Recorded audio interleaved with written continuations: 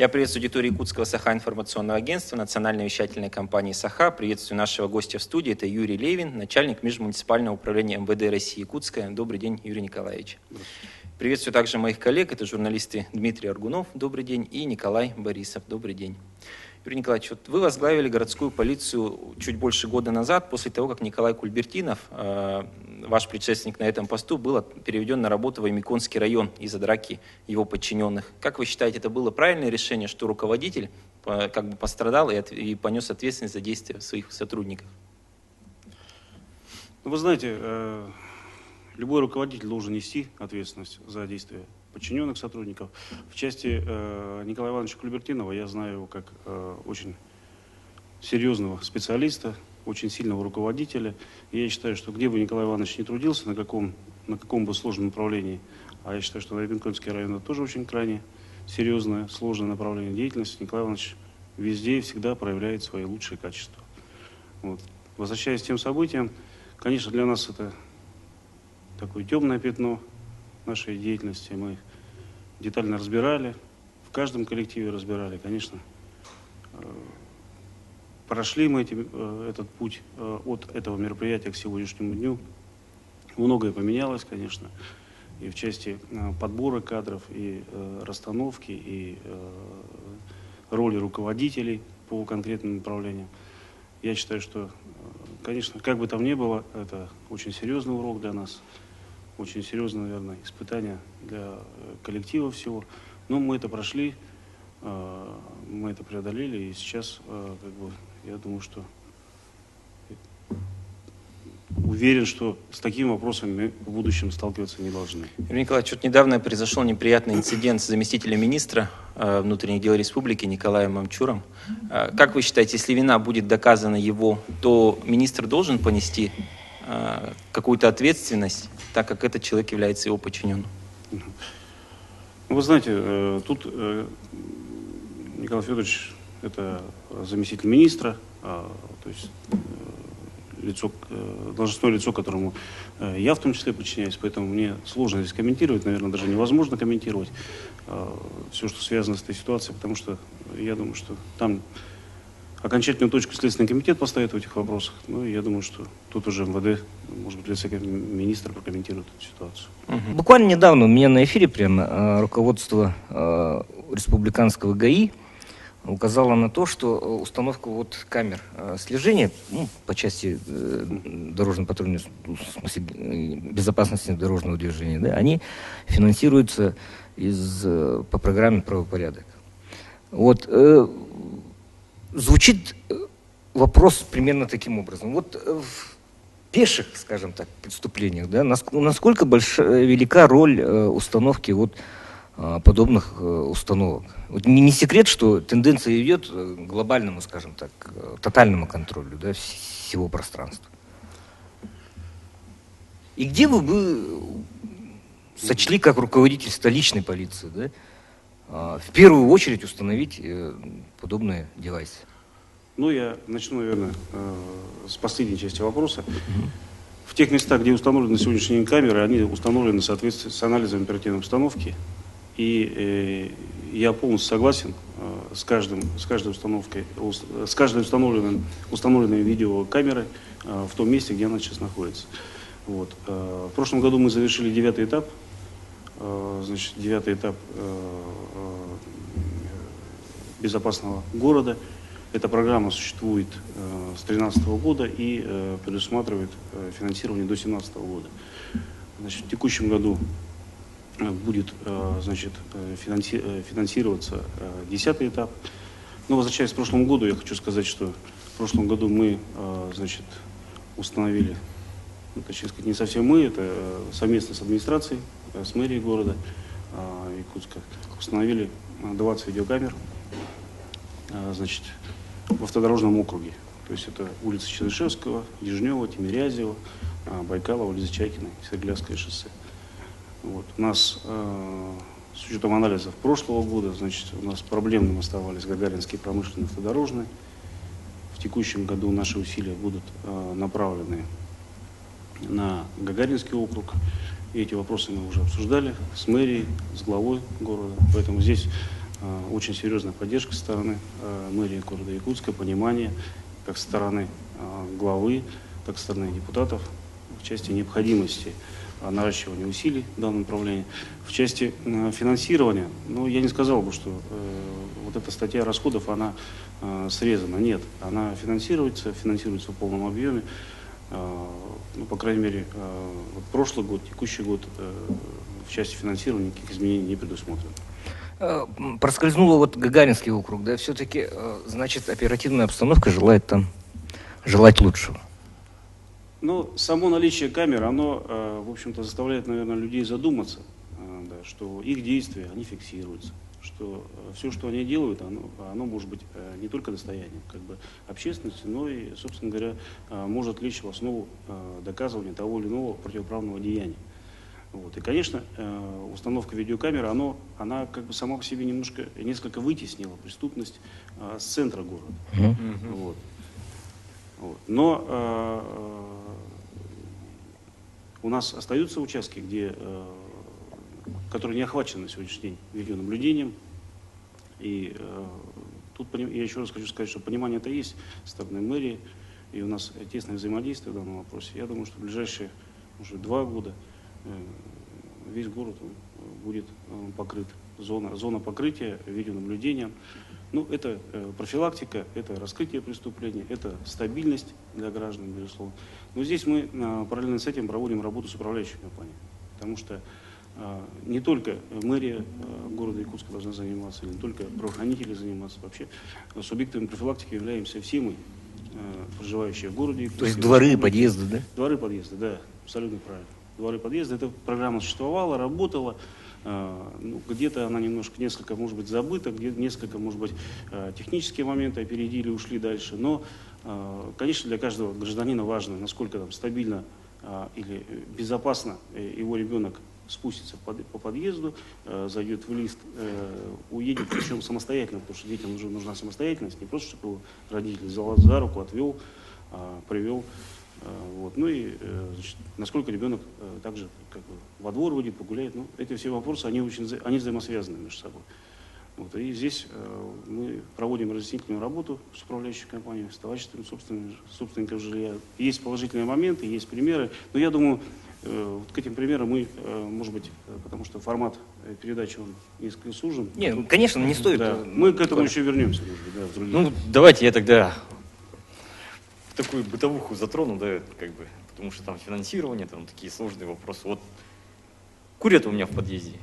Что делать, да, вот постоянно вот курят и курят. Непонятно, опять же, это связано с видеокамерами, может, с видеонаблюдением, да, вот. Что делать-то? Куда обращаться, может, как-то через УК, через вас, там, видеонаблюдение поставить, фиксировать куда. Ну, непонятно, на штрафы всем абсолютно по барабану, мне кажется, как-то так. Простите за экспрессию. А ты сам не куришь, да? А я в подъезде не курю. Да и большая разница, конечно. Ну, здесь работа в этом направлении, она проводится. Да. Это у нас, значит, 15-й федеральный закон, который определил порядок, значит, в части курения, где это запрещено, в каких местах. Вот. И, ну, наверное, определенная практика нарабатывается. Вот у нас за текущий год, по-моему, 160, чуть больше правонарушений было выявлено. Вот люди обращаются, мы эти заявления, соответственно, регистрируем у себя, ну и проводим работу по, значит, проверке данной информации, данных фактов. Вот. Конечно, наверное, сложно, когда люди сами не понимают это, и необходимо прибегать вот таким мерам, как административное правонарушение, оформление протоколов. Здесь же, наверное, я понимаю, что решение вопроса не лежит в плоскости больше или меньше привлекать. То есть само понимание должно же правильно у людей быть в первую очередь. То есть понимание того, что они проживают с кем-то рядом и тем самым могут создавать неудобства, да, своими какими-то действиями. Вот. И, ну, заставить лучше себя вести или хуже мы людей, к сожалению, не можем. Да, но законодатель определил нам как бы меру административного воздействия. Вот. В прошлом году эта мера работала. Причем я хочу сказать, что она очень эффективно работает вот как раз в Северо-Восточном федеральном университете. там у них патрули созданы с числа самих сотрудников, студентов.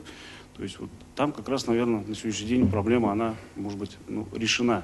Это по В курению первую в очередь, общественных да, в первую очередь на уровне понимания того, что вот, люди должны, есть же норма морали, в первую очередь, да, не норма права, о которых мы сейчас говорим, а норма морали. То есть понимание того, что люди-то тоже рядом с тобой есть, и как бы надо же совместно решать вот, проблемные вопросы. Может, где-то... Можно тогда Юрий Николаевич, продолжить, вот да? я... Опять же, норму морали, которая стала недавно нормой закона, да, у нас вот теперь как бы балагурить нельзя, скажем так, да, громко включать музыку, там все такое, закон о тишине вот был введен, да, он... 23:00, который? Да, вот как он соблюдается, вообще какие меры, вот тоже ты звонишь иногда как бы в полицию, да, и, ну и ждешь, потом они в 3 часа приезжают, естественно, там никого, ничего нету, как там происходит работа? Но опять же, мы возвращаемся к тому, что люди обращаются, вы обращаетесь, кто-то еще обращается. Все заявления, обращения граждан, они фиксируются. То есть и по каждому заявлению проводится проверка. Вот.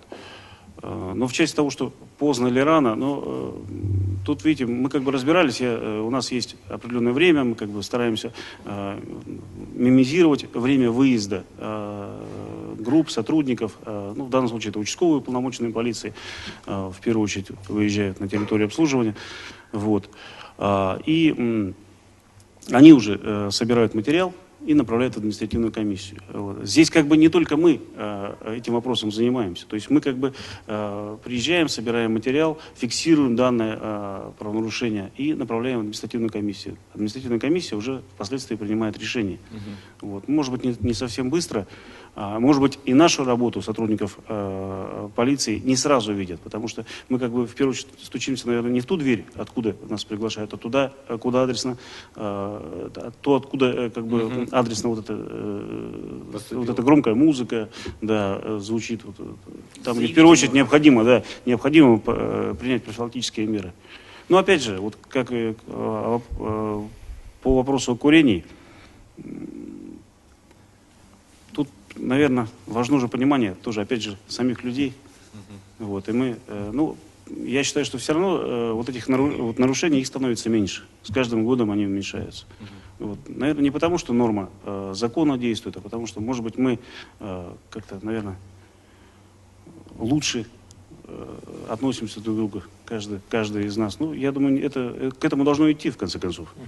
Юрий Николаевич, вот тему вытрезвителей регулярно поднимают. На ваш взгляд, вообще нужны сегодня нам вытрезвители или нет? И вот как действия региональных властей по ограничению продажи алкоголя повлияли на пьяную преступность? То есть есть ли реальные улучшения в этой части?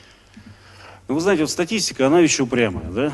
Если возвращаться к статистике, то у нас рост преступлений, совершенных в состоянии алкогольного опьянения. Если разбираться в цифрах, почему у нас рост? Потому что у нас с 1 июля прошлого года вступил в действие федеральный закон, изменение в Уголовный кодекс, появилась у нас новая статья «Повторное управление транспортным средством в состоянии алкогольного опьянения». 264 прим. 1. Вот. И таких фактов у нас 160, по-моему, 4, да, с начала года. То есть, если взять общую цифру, там 430, отнять эту, вот 164, то мы выйдем на ту цифру, которая примерно соответствует уровню прошлого года. Да? То есть у нас вступил в действие изменение в Уголовный кодекс, и 264, тем самым она повлияла как бы на рост. Безусловно, она повлияет, потому что... Но это и большая профилактическая же работа, правильно? У нас снижение дорожно-транспортных происшествий, снижение, значит, по позициям погибшие и раненые. Да, для нас это очень важно. Мы за каждую позицию, на каждую позицию очень пристальное внимание обращаем, особенно по погибшим и раненым. Вот. И здесь, я считаю, что даже если мы на одну единицу уменьшим, это уже большой труд, это серьезный результат, и вот результат той вот работы. В части алкогольной преступности, так называемой, или преступлений, совершенных в состоянии алкогольного опьянения, ну, мы, опять же, проводим и проверки мест реализации алкогольной продукции. Здесь тоже статистика, она достаточно большая. В прошлом году мы 2 дела возбудили, 2 партии алкоголя были изъяты, достаточно крупные партии. Вот. Там у нас, ну, правда, вопросы не контрафактности в первую очередь рассматривались, а, значит, сама перевозка, а уже от перевозки мы уже дальше пошли там. Но пока дела в суд не направлены, поэтому там, может быть, чуть-чуть преждевременно говорить, потому что Что касается есть отрезвителей? есть же тайное следствие, как бы, ну, я как алкоголю. А в части отрезвителей я глубоко убежден, что отрезвители нужны. Да, Все нужны. говорят нужны, медики говорят нужны, вы говорите нужны. А вот отрезвителей нет. А их нету. И они... Но медики и мы самостоятельно не можем создать отрезвителя. Одного частные нашего люди. желания, видимо, маловато. Хотя есть поручение главы республики вот, в части отрезвителей. По-моему, до 1 июля, в том числе и МВД готовит предложение. Не знаю, я чувствую, что желание есть и у властей как бы, вернуться к этому вопросу, потому что, как бы, видимо, назрела необходимость. Вот, и мы сейчас свои предложения формулируем, вносим через МВД в правительство республики. Я бы хотел вернуться к кадровому вопросу, да, который... Сейчас мы видим, вот идет какая-то пропаганда некая, может быть, да, агитация, создаются фильмы, да, произведения какие-то делаются, романтизируется там образ сотрудника правоохранительных органов.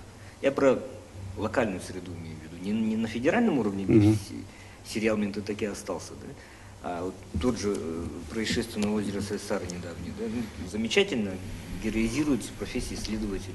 Я думаю, что очень много молодых людей пойдут как раз по этому.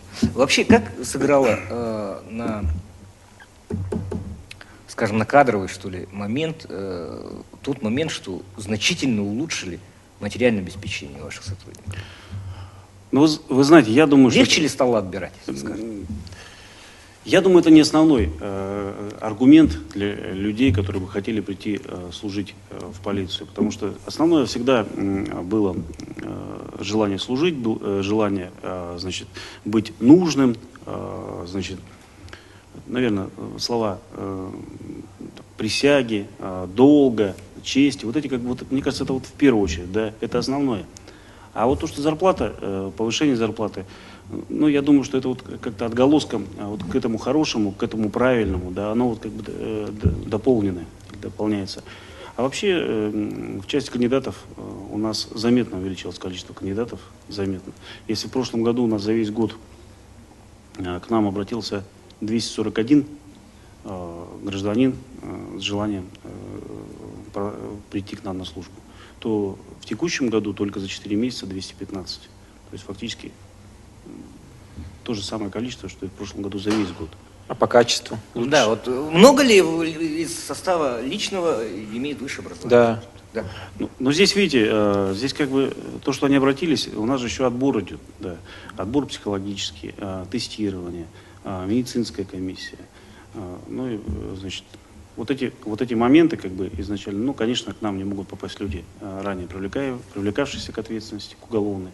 Вот. И на вот на этих стадиях, конечно, очень много, особенно по здоровью, к сожалению, людей много отсеивается. Вот. Юрий Николаевич, вот насколько вообще сегодня наши законы, они совершенны в плане свободы полицейских в выборе там, методов и средств пресечения преступлений? Очень часто приходится наблюдать, например, даже если жизни офицера полиции что-то угрожает, там, постового, то он вот эти и дубинки, и какие-то спецсредства применяет вообще очень крайне редко. Вот. То есть это не ведет к тому, что у нас преступность она начинает чувствовать свою безнаказанность, то есть она может там и ударить офицера, и знать, что ничего за это практически не будет, и он не окажет никакого сопротивления. Но то, что ничего за это не будет, конечно, такого быть не должно, и такого точно не будет. Да. Потому что по каждому факту, там, где оказывают сопротивление и повиновение, да, оскорбляют наших сотрудников, мы свою позицию доводим до Следственного комитета, и Следственный комитет принимает решение. У нас в текущем году 2 дела было возбуждено по 318 статье. Вот. А в части неповиновения действиям нашим сотрудникам, то есть при значит, их законных требованиях, там предусмотрена административная ответственность 19.3. Вот таких фактов у нас больше, чем в прошлом году выявлено. Не знаю, хорошо это или плохо, но здесь самое главное не в том, что больше или меньше, да. Главное, что мы принципиально как бы вот в части вот этих вопросов наше принципиальное мнение, оно как бы есть. И как со стороны руководства МВД Республики в целом, так и руководством и вообще позиция всего межмуниципального управления. Вот. В части того, что могут применить, не могут физическую силу, могут, применяют.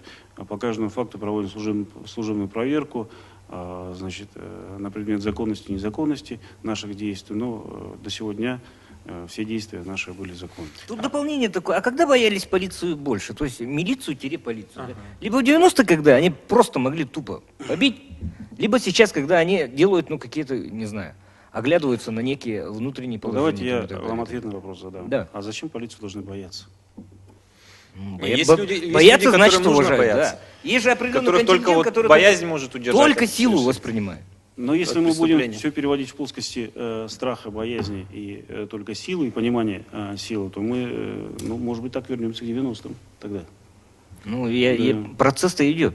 Да, Возврат они. Да, я думаю, здесь важно именно понимание задачи. Вот, каждый из нас должен понимать, кто чем занимается. Да, и, наверное, в первую очередь не мешать, а поддерживать. Тогда мы действительно будем двигаться вперед, как бы вот, совместными нашими действиями.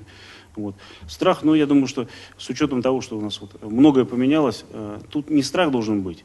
У нас же сейчас и народные дружины, да, и внештатные сотрудники привлечения. То есть мы очень активно стараемся и работаем с населением, с обществом. И я думаю, что вот это должно быть залогом. Да? Само общество должно выталкивать тех людей, которые как бы, или заставлять их поменяться. А вот вы все-таки работали и в милиции, сейчас в полиции. Вот какие перемены произошли? То есть вот какие основные отличия? Основные отличия. Ну, наверное, милиция, ну, это, конечно, тоже очень такая серьезная часть жизни моей, очень светлые воспоминания, особенно в части учителей. Вот. Ну, если сказать, что поменялось название, наверное, этого мало. Вот. То, что полиция ближе к людям старается, должна быть, ну, это да. В чем это заключается? У нас существуют оценочные показатели. Да? Вот все, что мы делаем, у нас очень много направлений деятельности, на самом деле. Ну, взять ППС ходит на улицах, АВО, ГАИ, вот, те подразделения, которые вы видите и знаете. Да? Разрешительная система, кто с оружием связан. Вот. Ну и, собственно говоря, по каждому подразделению есть свои определенные оценочные показатели. Вот эти все оценочные показатели, да, они, в конце концов, не могут превысить одной оценки населения нашей работы. То есть вот раньше этого не было. Раньше нашу работу население не оценивало. Вот. Конечно, где-то, может, мы и не согласны где-то с оценкой. Может, где-то, в части того, что мы еще все-таки достаточно закрытые. Да, и мы стараемся быть ближе с населением. Да, и многое для этого делается. Вот, но если я смотрю, вот за эти 5 лет оценка, как бы она деятельности полиции поменялась. И вот глава республики в своем выступлении тоже говорил о том, что раньше вот ситуация вообще в милиции, да, как бы вот, может быть, где-то там неправомерность действий, напряженность, внутренние какие-то вот ситуации, она обсуждалась с населением, то есть входила в 5 самых обсуждаемых тем. То есть он говорит, сейчас тема вот полиции, она где-то в 20-ку входит. То есть сейчас на первый план перешли другие проблемы. То есть, безусловно, это говорит о том, что большая работа в этом направлении проведена, и она как бы способствовала тому, что все-таки и нормализация отношений, как бы, и в целом как бы, понимание со стороны населения, и мы в этой части очень многое делаем.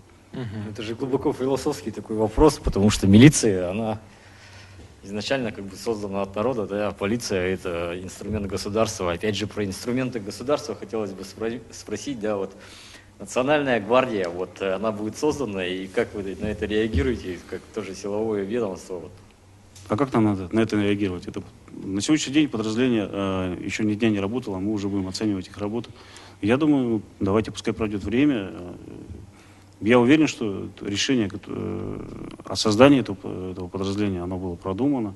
А вот вообще правильное решение в систему МВД перевести систему, например, ФМС и систему Федеральной службы по контролю за оборотом наркотиков? Да, вот тоже. Но по большому счету это уже было, и было в милиции в свое время, да. Потом все это было разделено. Я думаю, что опыт, причем положительный опыт вот этой работы он был, и он не забыт. Я думаю, что он будет сейчас востребован, и эта работа будет продолжена. Я думаю, это целиком полностью правильное решение. Опять же, вот милиции и полиции. Да? А нельзя ли обновленной полиции в тех подразделениях, которые, участковые, оперативники и так далее, да? Придать им по делопроизводителю? Потому что, определенный процент своего рабочего времени, вместо того, чтобы заниматься непосредственно своими делами, служебными, да, они заполняют некие бумаги. Наверное, больше процент времени. Больше. И они так старательно и это. Даже во время задержания, например. Я вот сталкивался с работой участкового, замечательный участковый, да, очень по-человечески подошел к тому правонарушению, которое, регулярно, скажем так, попадаем в такие случаи. Но просто больно было видеть, что он энное количество бумаг вынужден заполнять. А прикиньте, вот на одно территориальное, скажем так, отделение вот того же участкового, да, выделить по одному делопроизводителю, пусть это будет гражданский человек там, или так далее. У вас же имеется возможность там гражданские какие-то правовые, трудовые договора заключать и так далее. Почему бы не стать первым градоначальником полиции, который облегчил работу своих подчиненных? Спасибо, вопрос интересный. Да. Реально. Давайте просто попытаемся по полочкам изложить это все. Да? Чем занимается участковый на сегодняшний день? То есть участковый – это то должностное лицо, которое ближе всего с населением. Да. И кроме того, что он занимается приемом обращений заявлений граждан, населения, да, есть же еще профилактическая категория. Люди, которые стоят на профучете. Это административный надзор у нас, лица, которые условно досрочно освободились, есть у нас страдающие алкоголизмом, допускающие семейно-бытовые конфликты. То есть там этот перечень определен приказами и регламентирован.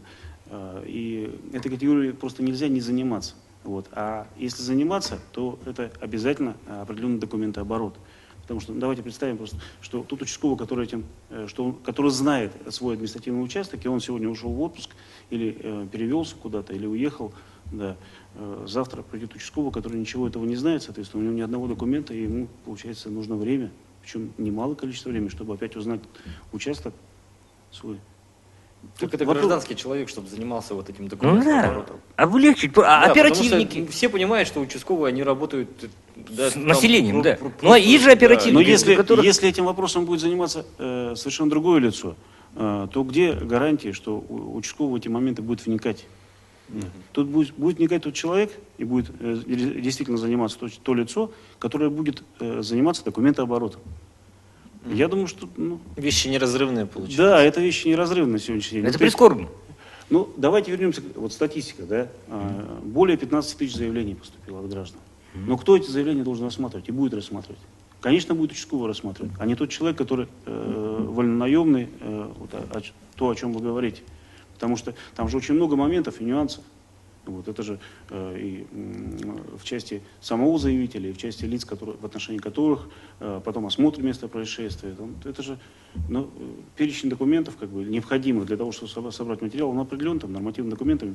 Люди все имеют высшее образование, все прекрасно знают. Тут вопрос, мы, допустим, рассматриваем значительное количество заявлений, а их много, как доверие населения, да, в определенной степени. И здесь у нас, плюс к этому, у нас и штат участковых, вот за эти 2 года, он расширен, штат участковых. В прошлом году министр, мы эти вопросы тоже обсуждали, министр нам добавил 6 единиц. В текущем году 12 единиц добавил.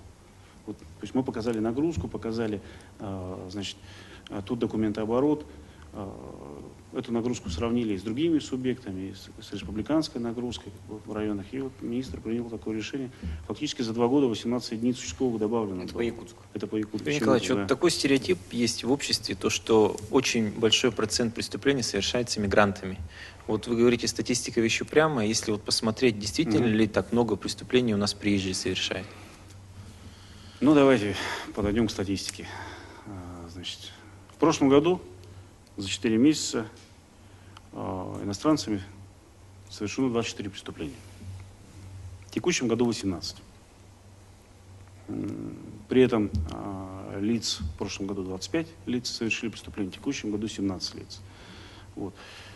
Ну, по тяжести преступлений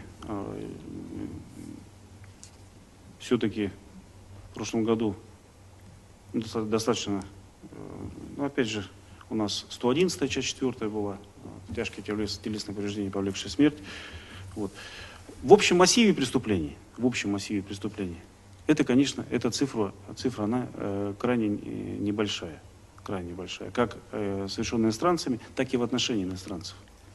Потому что мы эти две позиции не разделяем никогда. То есть, потому что, ну, в целом, чтобы отследить, чтобы понять, есть ли что-то за этим дополнительно, за этими цифрами, то есть проанализировать эти цифры. То есть мы должны эти две цифры, как бы, мы ведем их вместе. Вот.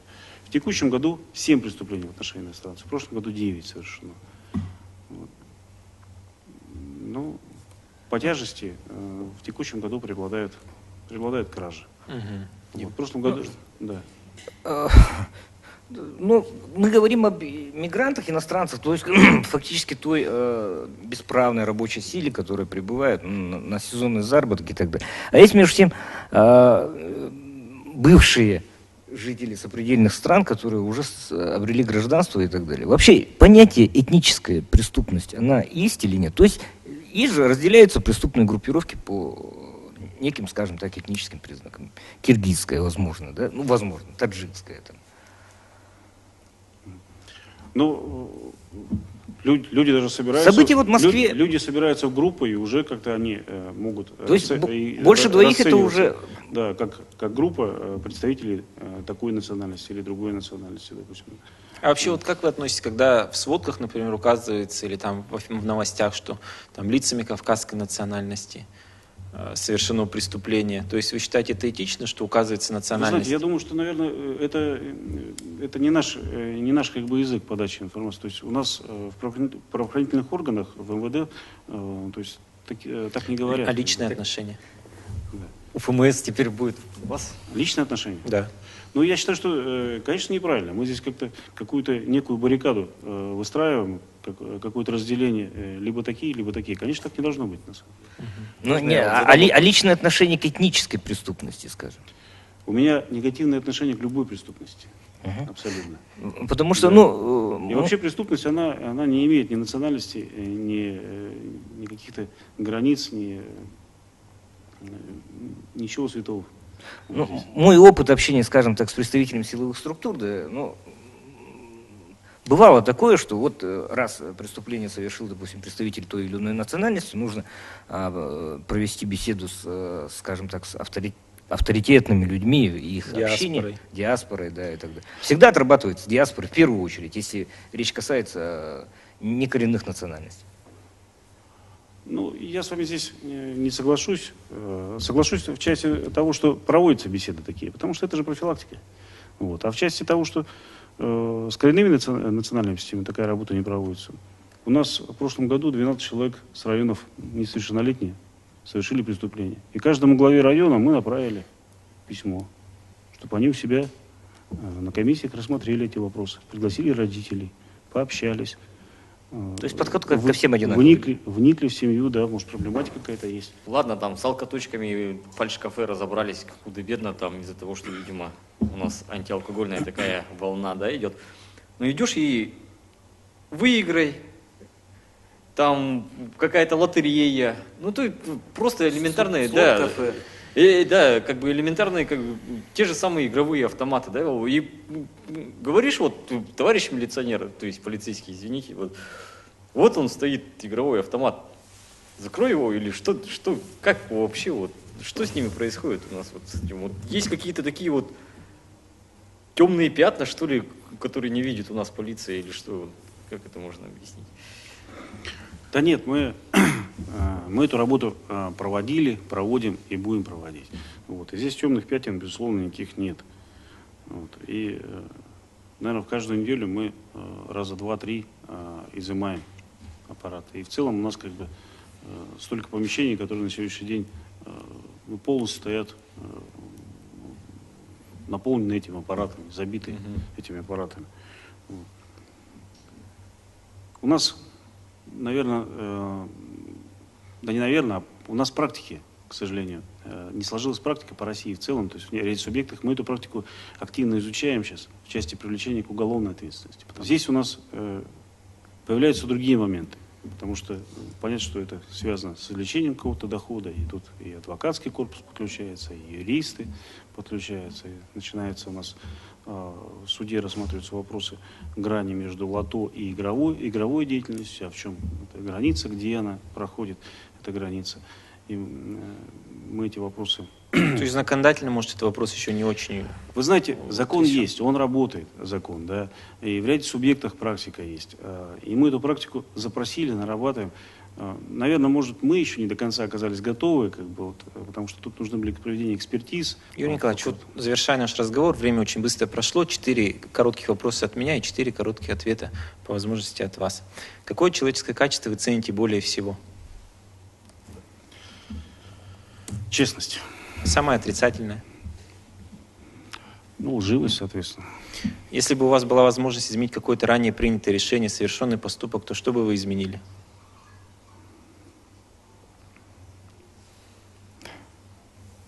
Ну, сложно сказать. Вы знаете, мы все-таки возвращаемся, может, в детский тот период, когда, вот, может, там где-то. Дети же, они не всегда понимают, что и как делают. Вот, и, может быть, не совсем мы правильно там, к своим учителям подходили. Вот, правда, мы по окончании школы своим классом и встречаемся, и с учителями встречаемся, и, конечно, теплые слова им говорим, и даже извинялись за то, что мы когда-то не совсем правильно себя вели, но вот, наверное, вот если можно было, то можно было там вернуть, что-то поменять. И вспомните самый счастливый момент в своей жизни. Ну, рождение детей, конечно. Это был Юрий Левин. Спасибо, Юрий Николаевич, что пришли.